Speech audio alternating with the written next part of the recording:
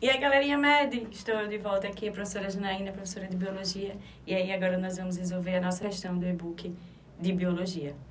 Questão surpresa, né? Enunciado simples, porém de botânica. Vocês já estão vendo aí, né? Aquele desenho daquela flor, característica da angiosperma, porque a questão está trazendo o assunto da angiosperma, principalmente a parte da reprodução.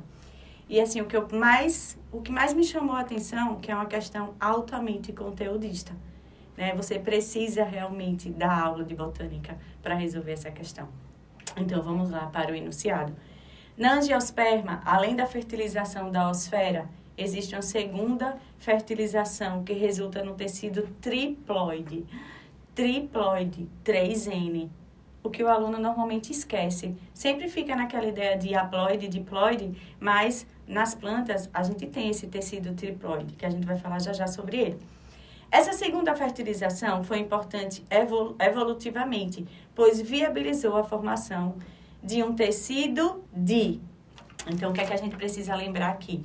Da nossa flor da angiosperma. Aquela flor bem característica que a gente tem, o aparelho reprodutor feminino, o gineceu, e tem o androceu, que é o masculino. Então, o que é que acontece? Existem 3 fases na reprodução da angiosperma.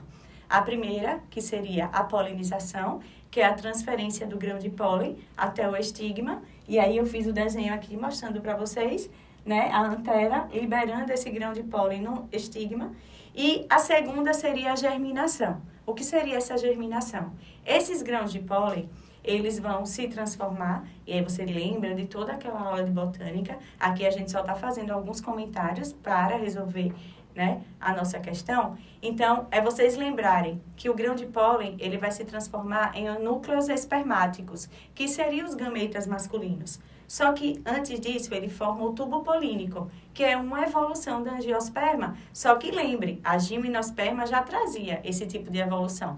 Então, o que é que acontece? Esses núcleos espermáticos, eles descem até chegar, né, lá embaixo, onde já ocorreram as 2 meioses, a formação de 8 células. Só que a gente só vai citar aqui, para vocês relembrarem, das 3 mais importantes.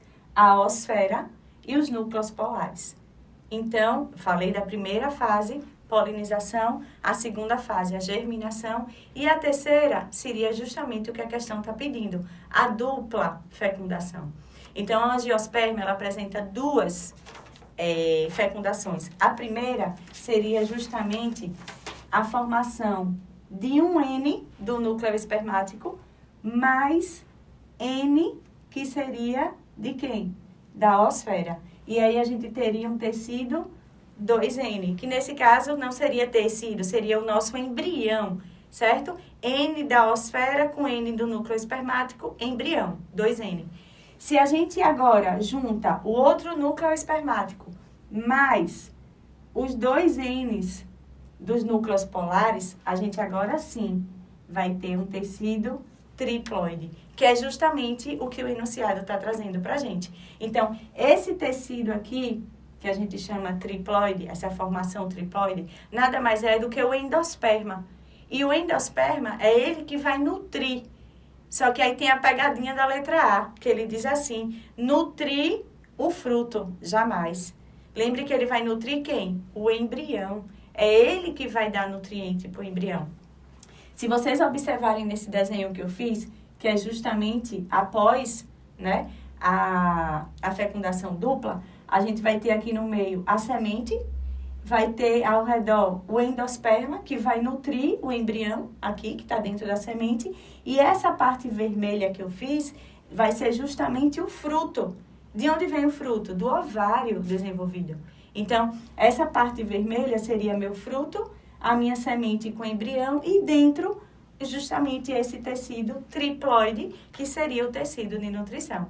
Então, na alternativa, na letra B de bola, ele diz assim, reserva para o embrião, que é justamente essa reserva nutritiva. É ele que vai ajudar ao embrião a se desenvolver durante, tá, o seu momento de desenvolvimento. E aí, galera, espero que vocês tenham gostado, espero que vocês tenham lembrado um pouquinho de angiosperma. Então, até a próxima questão.